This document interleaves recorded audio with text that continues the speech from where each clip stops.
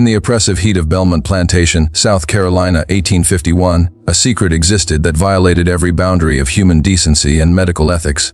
Behind the locked doors of the master's private study, a person named Jordan was kept hidden from the outside world, examined, exploited, and shared between husband and wife in ways that defied both nature and morality. Jordan had been born with a condition that 19th-century medicine called hermaphroditism, possessing physical characteristics of both male and female. When Master Richard Bellmont discovered this anomaly among his enslaved people, he and his wife Eleanor became consumed by an obsession so dark that when the truth finally emerged, it would destroy their family and expose one of the most disturbing dimensions of slavery's complete ownership of human bodies.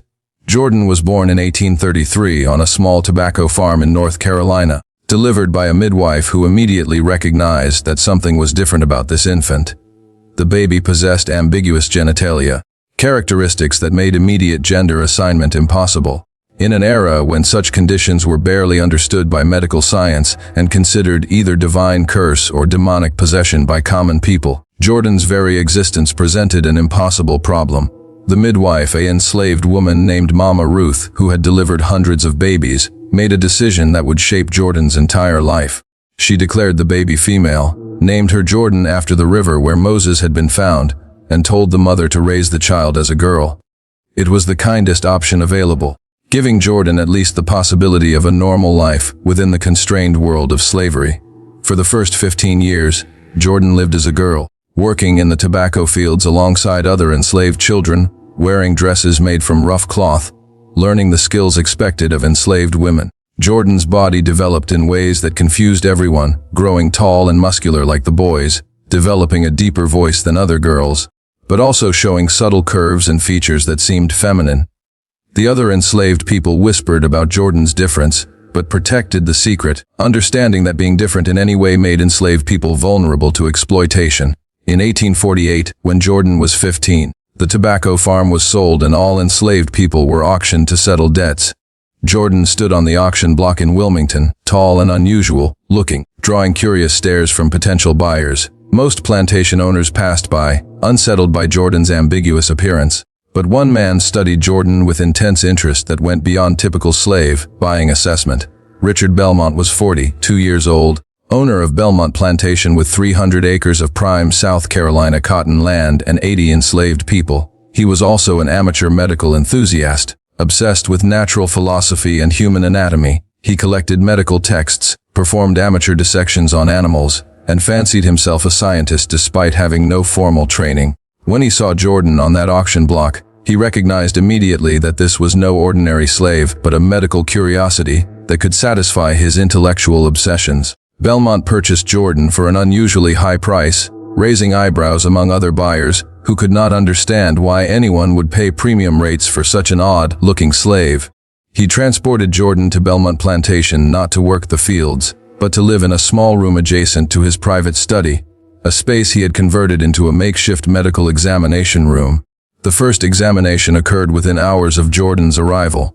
Bellmont ordered Jordan to undress completely while he took detailed notes, measurements, and sketches of Jordan's body. He documented every detail of Jordan's anatomy, treating the terrified teenager as a specimen rather than a human being. Jordan had no choice but to submit, understanding that resistance would result in punishment or death. But Richard Bellmont was not the only person who would become obsessed with Jordan's unique body.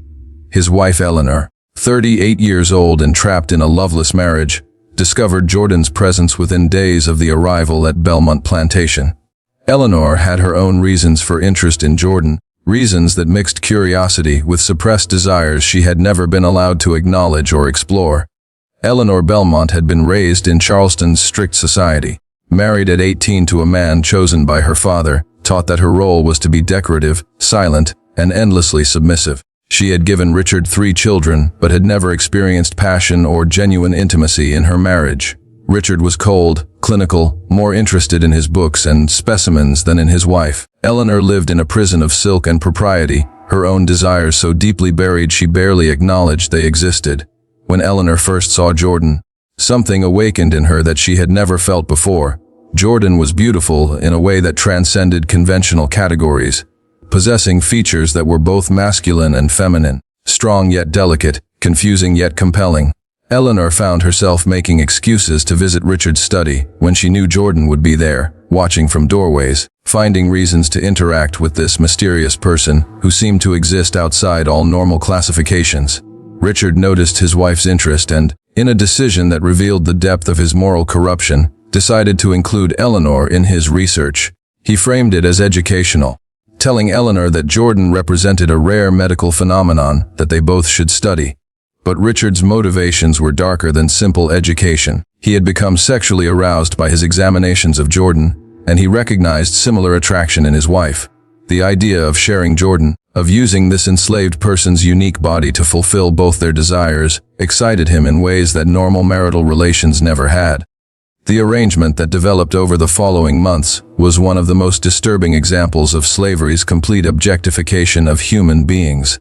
Jordan became a shared possession between husband and wife, examined, touched, and used by both in ways that served their obsessions while completely disregarding Jordan's humanity, autonomy, or suffering.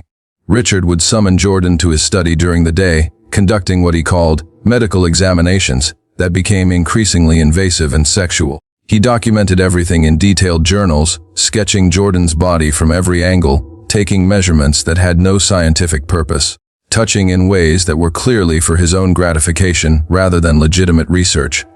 Eleanor would visit Jordan's small room at night, ostensibly to bring food or check on the slave's well-being, but actually to satisfy her own confused desires. Eleanor's interactions with Jordan were different from Richard's clinical exploitation. Eleanor was gentler, more emotional, seeking something that resembled intimacy even though true intimacy was impossible given the absolute power imbalance between them. Jordan endured this dual exploitation in silence, trapped between two people whose obsessions fed off each other. Jordan could not speak of what was happening, could not resist without facing brutal punishment, could not escape the small room that had become a prison. The only survival strategy available was dissociation, separating mind from body, enduring what could not be prevented. But the situation was unsustainable. Richard's obsession deepened to the point where he neglected plantation management, spending hours in his study with Jordan while crops failed and enslaved people went unsupervised. Eleanor's attachment to Jordan grew dangerously emotional, creating jealousy when she knew Richard was with Jordan, leading to arguments between husband and wife that the household staff could not help but overhear. The enslaved community at Bellmont watched these developments with growing concern. They understood that Jordan was being exploited in ways that went beyond normal plantation abuse. Though the specific details remained unknown, some tried to reach out to Jordan during the rare moments when Jordan was allowed outside the study, offering sympathy and support. But Jordan had become so traumatized by the situation that communication was nearly impossible. The breaking point came in the spring of 1851, when both Richard and Eleanor's obsessions reached a crisis simultaneously. Richard had become convinced that Jordan's unique anatomy held secrets that could advance medical science, and he began planning to perform a surgical examination that would likely kill Jordan in the process. Eleanor, meanwhile, had developed such emotional attachment to Jordan that she began planning to run away with Jordan to the north, a fantasy that revealed how completely she had lost touch with reality. The confrontation occurred when Eleanor discovered Richard's surgical plans. She burst into his study while he was preparing instruments, found Jordan restrained on an examination table, and realized that Richard intended to dissect Jordan while still alive to study the internal organs. Eleanor's rage erupted in ways that shocked everyone who knew the normally docile Southern lady. "You will not kill Jordan," Eleanor screamed, grabbing the surgical instruments from Richard's hands. "Jordan is not your specimen. Jordan is a human being." Richard's response revealed the depth of his madness. "Jordan is property. My property. I can do whatever I wish with my property, including advancing science through anatomical study." The argument escalated into physical violence, with Eleanor attacking Richard, trying to free Jordan from the restraints, while Richard struggled to restrain both his wife and his intended victim. The commotion drew house slaves who witnessed the scene with horror. Seeing the master and mistress fighting over the terrified person on the examination table. In the chaos, Jordan managed to break free from the restraints and flee the study. Despite having no plan and no resources, Jordan ran into the South Carolina wilderness, choosing the uncertainty of escape over the certainty of death on Richard's examination table. Jordan's escape triggered a massive manhunt, Richard offered enormous rewards for Jordan's capture, not because of the monetary value of losing one enslaved person, but because his obsession demanded Jordan's return. Eleanor, meanwhile, secretly aided Jordan's escape, leaving supplies at predetermined locations and passing information about patrol routes to enslaved people who might encounter the fugitive. But Jordan was never recaptured. Whether Jordan successfully reached the north, found refuge in remote wilderness, or died during the escape attempt remains unknown. What is certain is that Jordan disappeared from all historical records after fleeing Bellmont Plantation in May 1851. The aftermath of Jordan's escape destroyed the Bellmont family. Richard descended into complete madness, obsessed with recovering his lost specimen, spending a fortune on slave catchers who found no trace of Jordan. His plantation fell into ruin as he neglected all management to focus on his futile search. He died in 1854, broken financially and mentally, his scientific pretensions exposed as the madness they always were. Eleanor's fate was equally tragic. Her open sympathy for Jordan and her violent confrontation with Richard destroyed her reputation in Charleston society. Her own family disowned her. Unable to accept that she had chosen an enslaved person over her husband, she was quietly institutionalized in a private asylum, where she spent the remaining years of her life writing obsessive letters to Jordan, letters that were never sent, because there was no address to send them to. The 3 Bellmont children were raised by relatives who erased all mention of Jordan from family histories, burning Richard's medical journals and Eleanor's letters, trying to bury the scandal that had destroyed their parents. For over a century, the true story of what had happened at Bellmont Plantation remained a closely guarded family secret. In 1967, a historian researching intersex conditions in the 19th century discovered a brief mention of the Hermaphrodite slave of Bellmont in a Charleston doctor's correspondence. This single reference led to years of investigation that eventually uncovered sealed medical records, surviving fragments of Richard's journals, and testimony from descendants of Bellmont's enslaved community. The oral histories preserved in the African American community told a different version of Jordan's story than the official records. They described Jordan not as a passive victim, but as someone who had maintained dignity and humanity despite unspeakable exploitation. They claimed Jordan had successfully escaped, had lived as a free person in Canada, and had even married and adopted children, though none of this could be definitively verified. Modern medical understanding recognizes that Jordan was likely born with an intersex condition, possibly congenital adrenal hyperplasia or androgen insensitivity syndrome, conditions that result in ambiguous genitalia and development of both male and female characteristics. In Jordan's era, such conditions were barely understood and often considered monstrous or demonic. People born with intersex conditions faced medical exploitation, social ostracism, and violence. Jordan's story became particularly significant in the 1990s when scholars began examining the intersection of disability, medical exploitation, and slavery. The case demonstrated how enslaved people with any physical difference faced heightened vulnerability to dehumanization and abuse. It also revealed that sexual exploitation in slavery operated in more complex ways than simple male master-female slave dynamics, that obsession could transcend conventional categories, and that both men and women could be perpetrators. The feminist analysis of Eleanor's role proved particularly controversial. Some historians argued she was as much a victim as Jordan, trapped in a patriarchal system that gave her no acceptable outlet for her desires and pushed her into exploitation as her only form of agency. Others countered that Eleanor's victim status did not excuse her participation in Jordan's abuse, that she could have chosen not to exploit her power over an enslaved person regardless of her own oppression. In 2003, intersex rights activists adopted Jordan's story as a historical example of medical exploitation of intersex people, drawing parallels to modern non-consensual surgeries on intersex infants. They argued that Jordan's forced examinations and Richard's planned dissection represented the same medical objectification that intersex people continued to face, though in less extreme forms. Descendants of Bellmont's enslaved community held a ceremony in 2010 at the Plantation site, now a historical landmark. They honored Jordan's memory, acknowledged the unique vulnerabilities faced by enslaved people with intersex conditions, and called for greater recognition of how disability and difference intersected with slavery's horrors. The ceremony included a reading from one of the few surviving fragments of Eleanor's asylum letters, a passage that revealed her final understanding of what she had done. "I told myself I loved Jordan, but love does not examine and measure in use. Love does not treat a human soul as a curiosity or a possession. I was as monstrous as Richard, perhaps more so because I disguised my monstrosity as affection.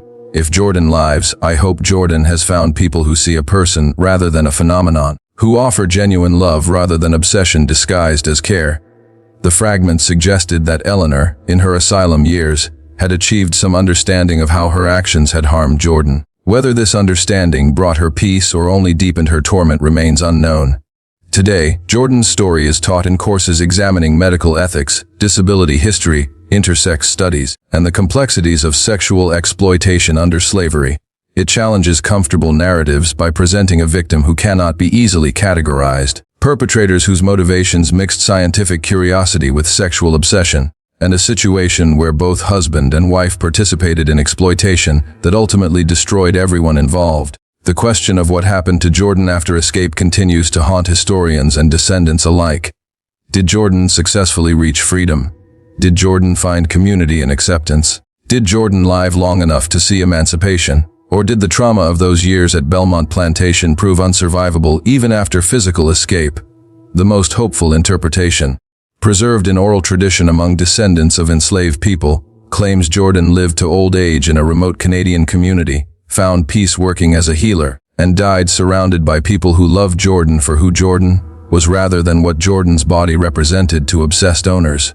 Whether this ending is historical fact or wishful mythology may never be known, but perhaps that ambiguity is appropriate.